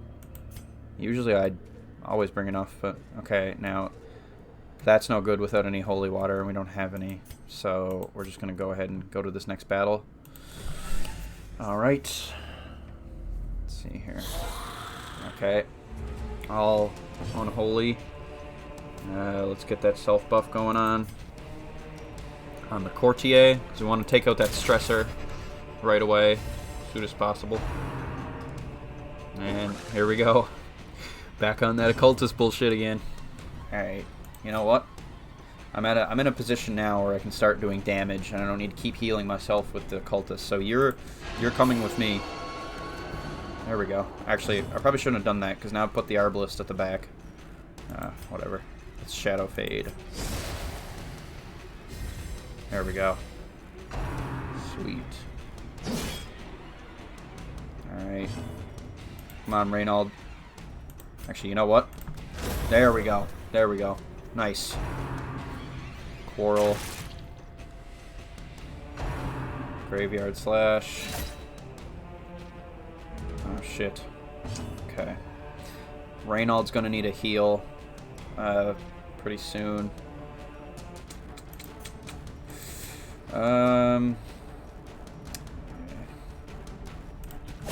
There we go.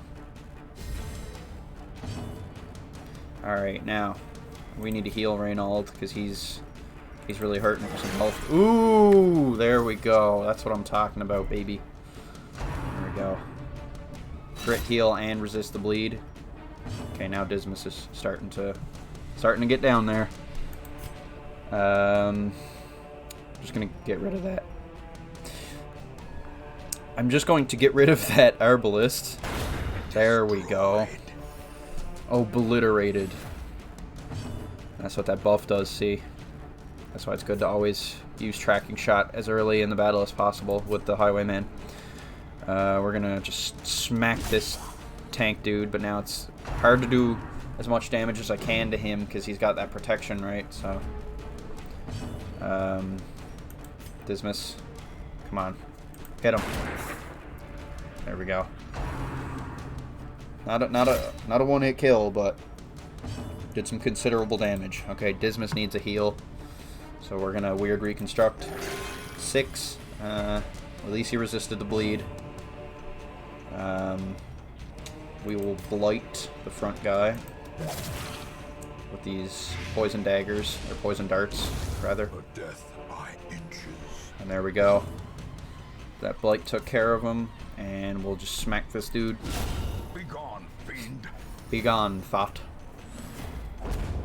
Alright, some decent loot. A trifling victory, but a victory nonetheless.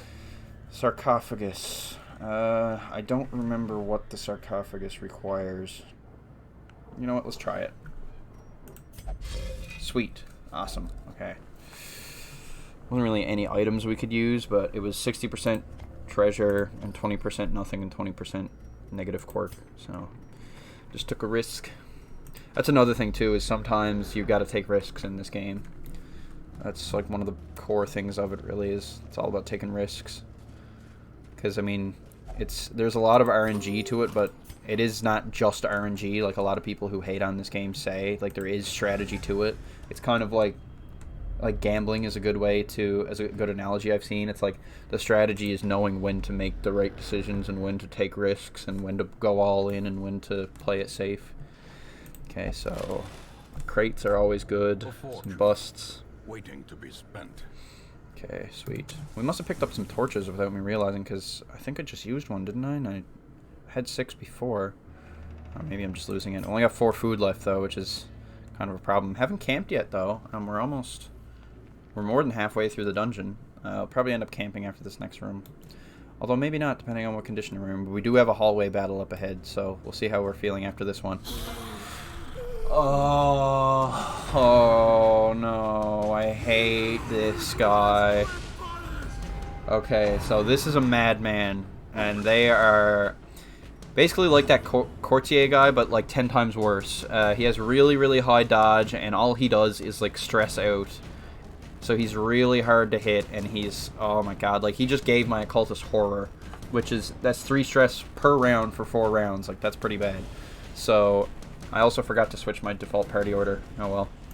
We're just going to try and blight him, I'd say, like straight away. Okay, we hit him, so, and he got the blight. Alright, sweet.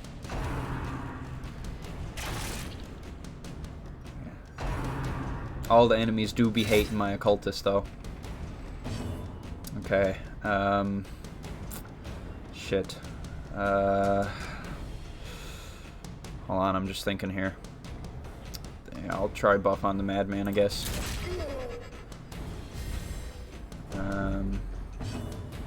Yeah, that horror is really hitting me. Now, should I attack or should I heal Dismas? I should probably heal Dismas. There we go. Okay, resisted the bleed. Sweet. Alright, Reynold. Smack him. There we go. Executed with impunity. That's good. That's really good. Okay, at least he dodged it. Oh, God.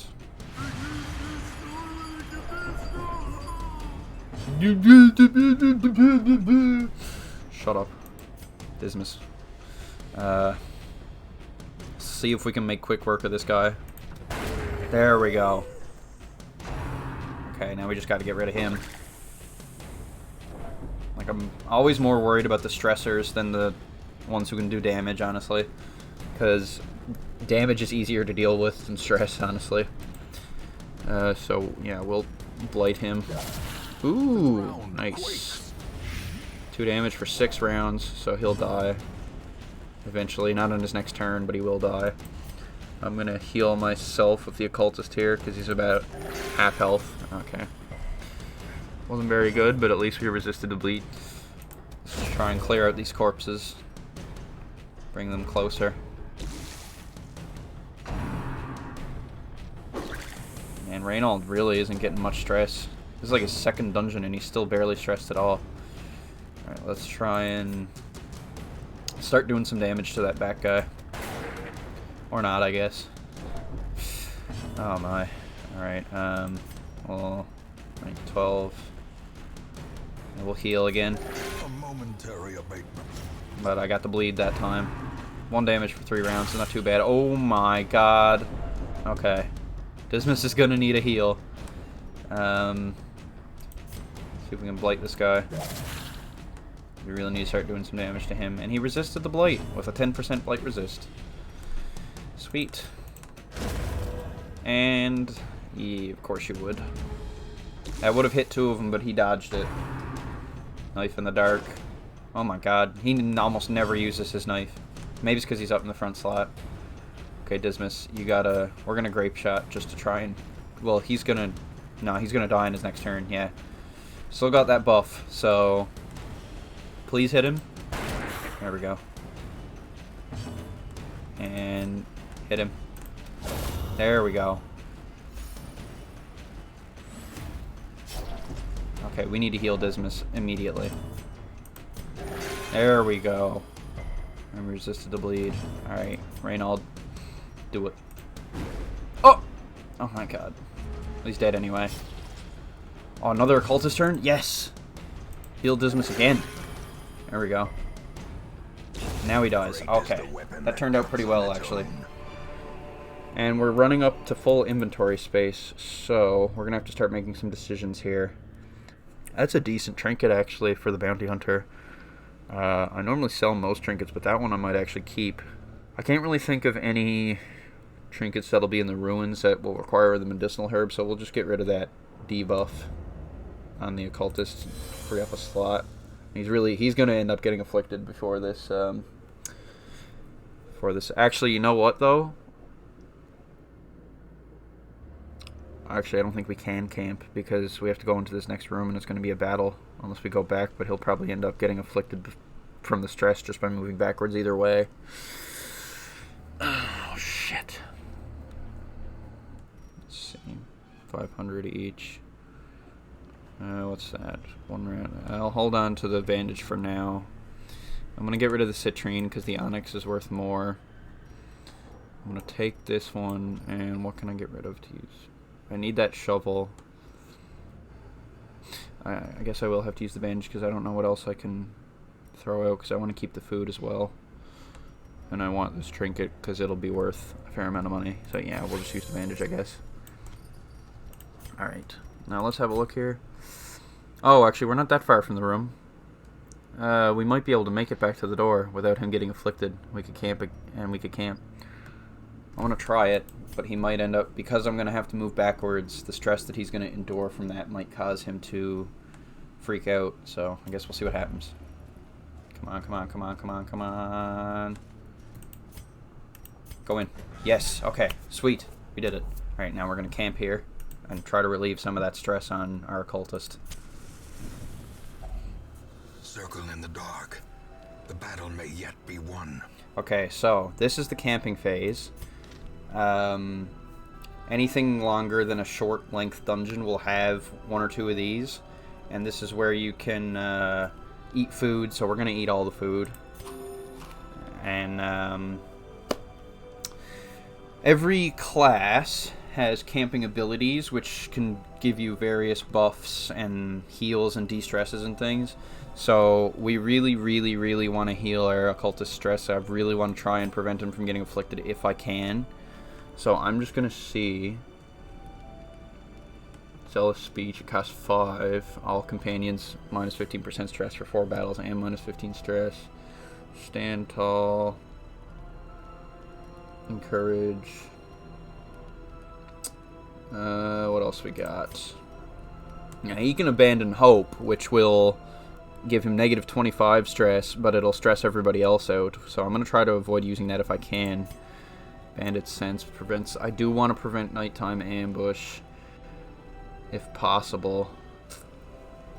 Wound care. Okay, yeah, so we're just going to... Okay, let's see. Well, we'll prevent nighttime ambush, because I really... That's the most important thing. I want to get that out of the way. And we're going to encourage him. There we go. Maybe I should abandon hope because it would really help. How much does it cost? 1. If I do Zealous Speech, I'll still have time for it because I'll have 6 and that one costs 1. You know what? That's what I'm going to do. because it'll work out perfectly, because it'll reduce everyone's stress, and then the stress they'll gain from him abandoning hope shouldn't be too severe. So let's do it. There we go. And now we will abandon hope with the occultist. There we go. And see, everyone else got stressed out, but not too bad. Wasn't too bad. And I healed him almost all the way down halfway, so it's really good now that we've done that. He might still end up getting afflicted by the time we get out of this, but we've definitely bought ourselves a little bit more time anyway, so we'll rest now. And that gave us a buff as well, minus 15% stress for 4 battles from the Zealous Speech, so hopefully we should be okay. Hopefully we'll get out of this without him getting afflicted, but like I said, we've bought ourselves a lot of time either way. So let's proceed again to this room battle now. So that's the camping phase. It's a really interesting aspect of this game. I really, really like it. I like everything about this game. I love this game. Okay, so let's make sure our torch light is at maximum. Let's go into this battle. Let's do it. Alright. Okay, so got 2 humans and 2 unholy. Alright, so we're gonna get that buff on the go right away with the... I forgot to switch up my party order again. Whatever, it's not a huge deal. We'll use that tracking shot straight away on probably her. I mean, they both stress out, but she can also mess up the party order, so I think I'm actually going to prioritize her. Stun. Damon's pull. Yeah, we'll Damon's pull her. There we go. And let's see if we can blight the courtier. Ooh. There we go. Look at that. 2 damage for 6 rounds. Alright, he's already in a bad spot. Reynald hit her. Yes! Yes! Alright. Okay, so the 2 stressors are already pretty much dealt with. Alright. Let's go, champ. Let's go. But I have to... You always have to remind yourself, like the narrator says in this game, overconfidence is a slow and insidious killer. But I am going to be an insidious killer to this courtier back here. There we go. And now we just have to worry about these 2 bitches. So, let's... The brawler will definitely do more damage than the defender, so we'll see if we can stun him. Hands from the abyss. Alright, sweet. So he's going to skip a turn. So yeah, basically stun. Obviously, they're stunned, so it'll skip one of their turns. But it will give them a buff when they recover from it. But it's only a buff that resists them to being stunned again right away. It doesn't really buff them in any other way. But it can be pretty useful, so... We got that buff. Let's just shoot him in the face. Ooh. There we go. That's what I'm talking about. Alright, Reynald. Smack him. There we go. Dead weight. Ooh. The corpse is blighting still. Alright, let's grape shot blast him. There we go. Crits received, plus 4% for 3 rounds. We should be able to finish him off with the stab. No one really needs to be healed right now, so let's get him with the stab. There we go. Sweet. And we got another... Ooh, rubies. 1,250 gold just for one of those. Yeah, he just said it there. I think I cut him off, but that's literally what I just was mentioning. He said, remind yourself, overconfidence is a slow and insidious killer. Alright. Let's use that. Finding the stuff is only some more the first food. test. Now it must be carried home. Okay, I don't have enough room. Yeah, we'll leave the citrine because we got 250 gold as well, but the gold can stack much greater. Alright, sweet. So, we haven't completed the quest yet. So, I don't know how many more rooms we do have left, room battles. I'd say probably 1, maybe 2. Hopefully we'll get some scouting by the time we go to this last room. See what happens. Oh no. Oh no, this is it, guys. This is the end. I'm sorry. I'm glad for everyone who joined me today and came along for the ride, but this is it. This is the end. We're dead. We're dead. These are the hardest enemies in the entire game. We're about to get flattened. We're about to be... we're about to be murked by these killer croissants over here. If you can't tell, I'm being sarcastic. These are probably the weakest enemies in the entire game. But they can do a fair amount of damage when they're in a big group like this, so I shouldn't be joking around with them too much. Just stab them. They're very squishy. Grape shot. There we go. Another abomination cleansed from our lands. See? This is what I'm talking about. Be wary. Triumphant pride precipitates. Okay, so we don't have any holy water, so we're going to ignore that one.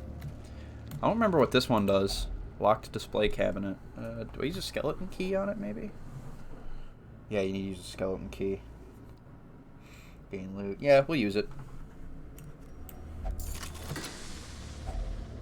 Right on. Gold, trinkets and baubles, paid for in blood. Alright, sweet. So, let's see. Room battle? Room battle. Coral. Alright. A very similar team build to what we had before. Get that self buff going on that stressor again. Always like to deal with the stressors first if possible. Because like I said, physical damage is easier to deal with and recover from than stress. So, and I also hate that she does this shit. But this isn't too bad either, because this was my default party order. So now, you've fallen for one of the classic blunders. Alright. A time to perform beyond one's limits. Get over here. There we go. Now, how you like me now? Aw, you bitch. Clumsy axe blade. Wow, you're so clumsy, man. You only did 3 damage. How pathetic. Shoot her. Oh, I can't shoot her.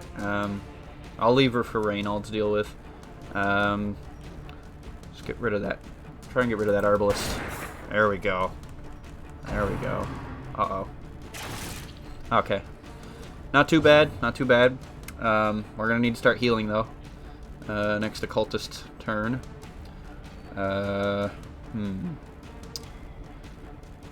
Thinking. I'm gonna blight that tank and start eating through that armor. Impressive. Ooh, there we go. Sweet. Alright, now let's heal Dismas, because he's starting to have his health chipped away. Chip. Okay, that's good. Stumbling scratch. Okay, so he's moving forward. Stressful incantation. Uh-oh. Okay. Reynold. Man, I really can't stop having voice cracks, can I? Please deal with her. There we go. That's what I'm talking about. Clumsy axe blade. Ooh. That's what happens when you're clumsy. You miss. Alright.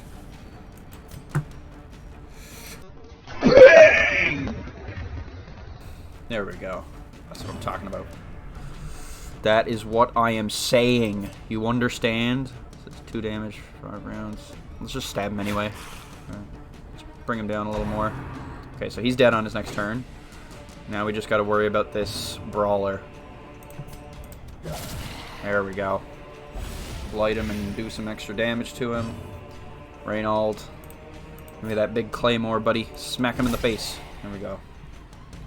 And now he's also going to die from the blight. Unforeseen. Unforgiving. There we go. And now we'll heal ourselves because we're the lowest. And look how much stress we've managed to heal. Like, he was on 97 stress. He was about to be afflicted, and we managed to heal most of it down. So sometimes, you know, you can do that if you just play your cards right. All right, let's just finish him off. There we go. Angry react. Ooh, another skeleton key. Yes, please. Push on to the task's end. And we'll leave the citrine. Oh, we completed the quest. Nice. I was saying, though, I kind of didn't want to give up that skeleton key for that cabinet back there. But we got another one. Now, there's no... I don't know. This thing sucks. Actually, I think the occultist might be able to do something with it. Hold on 1 second. But no, it's just because I was thinking if there's another heirloom chest, I don't know if the loot that you would find in one of those is better than what you would find in the cabinet. But we might just... We're still in a pretty good position right now in regards to health and stress. So we may explore those other 2 rooms, just see if we can find an heirloom chest now that we got that skeleton key. Oof. Yeah, no, I'm just going to leave it alone. Oh, didn't mean to do that. Alright, yeah, you know what? We're going to explore these last 2 rooms, see what they hold. Because we're doing pretty good right now. Uh-oh. Okay, well, we got a few more croissants, and we got this spider back here. So there's 2 different kinds of spiders you can encounter in this game. There's one that's orange, and it just, like, bites you. And then there's spitter, which is this green one, and it has, like, ranged, like, spitting attacks, which will blight you. These insect-type enemies, they can be found everywhere, but they're most common in the Weald. But you can, obviously, this is the ruin, so obviously you can still encounter them elsewhere. You know what, we'll do flashing daggers just to hit multiple of them. There we go. And they got... Okay, he's got the 20% bleed resist. It's grape shot blast. Oh! Party wipe.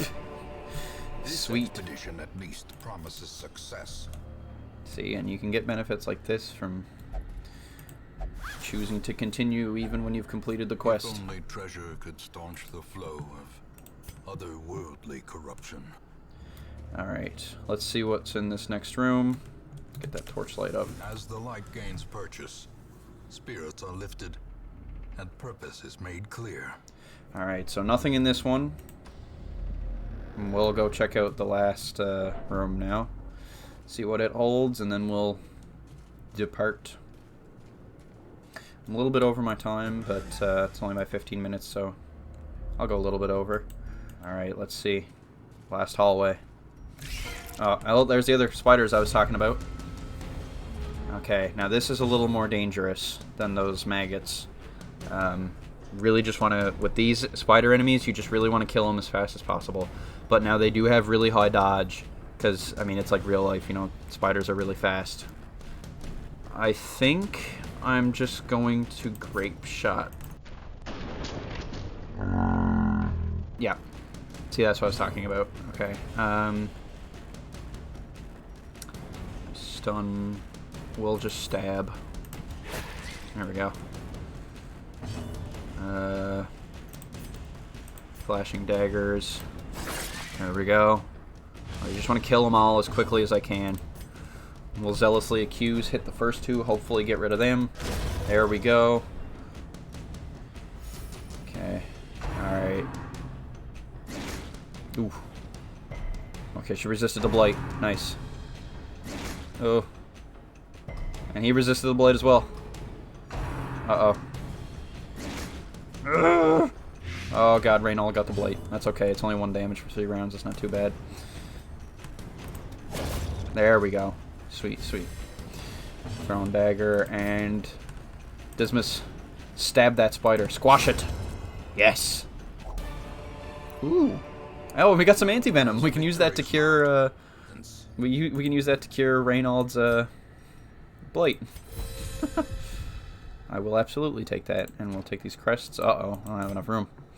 Okay, so we gotta get rid of something. We might have another hunger check soon, so I want to keep the food. I'll get rid of the torches. Yeah, I'll get rid of the torches. I could use them, but like lower light does mean better loot, so I might lower my light anyway. Yeah, that's what I'll do. I don't think I'm going to snuff it out, but I'm going to... Well, hold on, what's this curio? Let's see. Stashed heirlooms, Wealth beyond more crests. measure, awarded to the brave and the foolhardy alike. Sack is empty. Alright, let's go check out this last room real quick. Now, there can't be a battle because we've already completed all the room battles. But what will be in here? Okay, nothing. Alright, so that's it. We can call it quits now. Now, this was a very, very successful run. Like, really successful. We got a lot of heirlooms and a lot of loot, too, which is worth a lot of money. I'm really, really happy about that. We got 6 deeds on top of the 5 that we're going to get from the quest rewards. And this was just an overall, I'd say, perfect run, pretty much. Nobody got afflicted. We got we got as much loot pretty much out of the dungeon as we could have. So yeah, I'm really, really happy about that. But this does not always happen.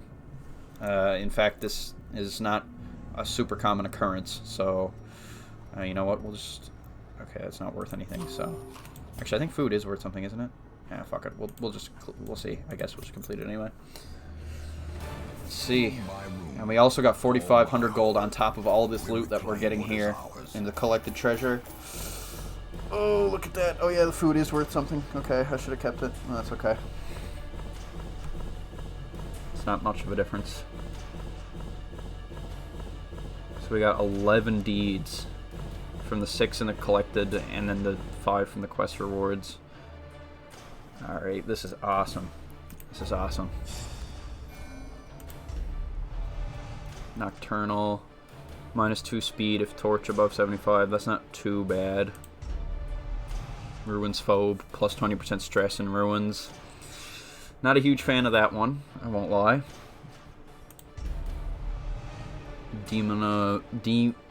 What? I don't know how to pronounce that. Demonomania? Believes is possessed by demons. I mean, that makes sense for his character, at least.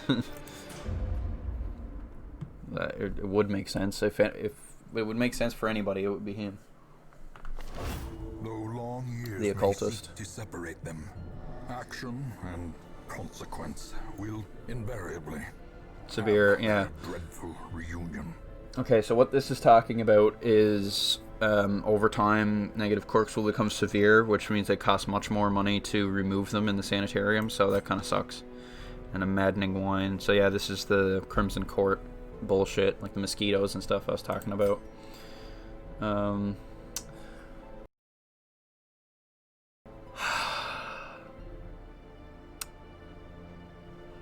Fontaine, you really gotta do it to me, don't you?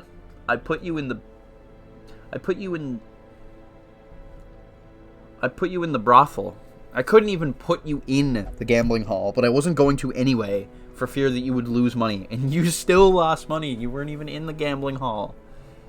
Ugh. Nah, it's not too bad. It's only 750. We made way more than that anyway. I mean, we went into the dungeon after all the money we spent. We had about 4,000 gold. Now we've got 15,000, almost 16,000. And look at all the heirlooms we have as well. Alright, this is awesome. Idle engaged in flagellation, recovered 46 stress, and is no longer selfish. She's still fairly stressed out, but she's in a lot better of a spot than she was when we left. Okay, so we've unlocked the blacksmith. The bellows blast once again. The forge stands ready to make weapons of war. So this is obviously where we upgrade our heroes' their base damage and their like protection, like their damage resistance. But now, what's more important, and why I like to focus on upgrading the guild... There. Make no mistake, we will face ever greater threats. Our soldiers must be ready. So the guild is where you upgrade and change heroes' skills. So this is a really good one. I really like the guild, and I use it a lot because, like I said earlier on, certain characters like Guts here, for example, will start with certain abilities locked, and like with just a certain build that, like, you know, you might not really like or might not be very useful. Now you can every class has 8 abilities, but they can only have 4 active ones, but you can choose out of those 8 whatever ones you want to have active to a maximum of 4. So now that we've got the guild unlocked, we can start unlocking their other skills and like just fixing every character to have the build that we want. So let's check out the stagecoach. Okay, we got another black swordsman and another highwayman. Like I said, just even though it might not be the smartest thing in the world, I'm only going to have one black swordsman at a time, just because I only want to have one Guts, because there is only one Guts. But I will take the other highwayman. Elusive, evasive, persistent. Righteous traits for a rogue. Yeah, I would agree. Okay, now this is a name. What kind of a name is that? I'm not even going to try to pronounce that. Okay, you know what?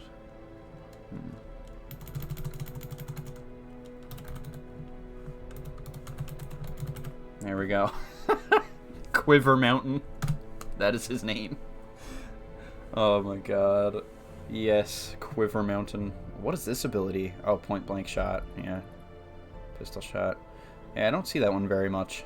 Not very good though, because I mean, you're never really ever gonna have your highwayman in position 1. I guess it's good if he gets pushed there. I'll probably switch that out at some point as well. Okay, so... Okay, before we go though, I'm just gonna see what we can upgrade here, just so I can kind of give you a showing of how that works. I'm not really gonna focus on the tavern at the moment, because like I said, the main thing I want to focus on right now is I want to start upgrading this as much as I can, because like I said, you will get a constant influx of, I don't think that's the correct word, a constant flow of soldiers, or not soldiers, characters coming in, and so you do need that in case your characters start dying,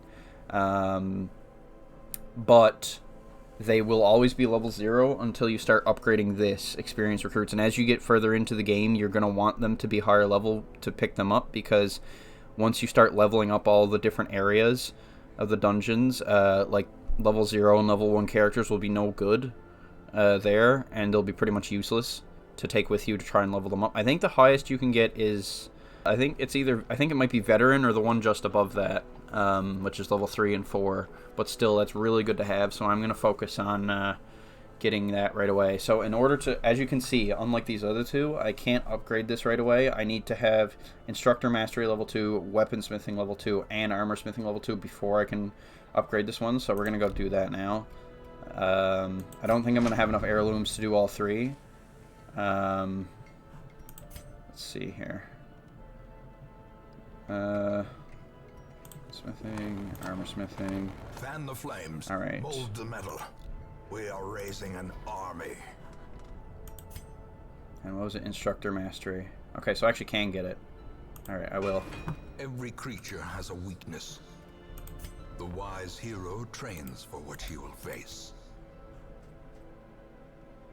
Oh, it needs to be level 2. Okay, so it's not even there yet. Okay, so but we're on our way to getting that unlocked anyways. So I'm going to, what I am going to do is I'm going to put, I'm going to upgrade the hero barracks just so that we can have a few more heroes, because we only got enough space for 2 more heroes at the moment, and there's quite a few classes that are really useful that we don't have yet, and if we see them, I might want them.